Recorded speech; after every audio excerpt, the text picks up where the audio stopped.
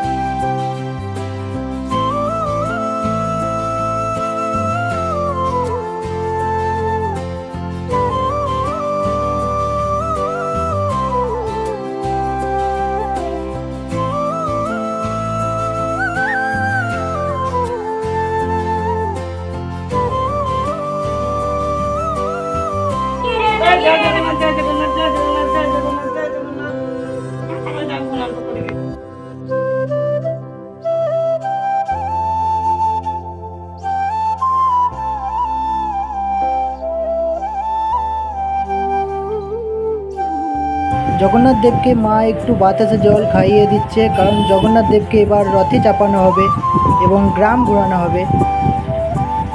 সবাই এই চ্যানেলটিকে সাপোর্ট করো আর সবাই ভালোবেসে বলো জয় জগন্নাথ। আবার দেখা হবে আরও একটা নতুন ভিডিও নিয়ে। আজ এখানেই শেষ করছি, সবাই ভালো থেকো, টাটা।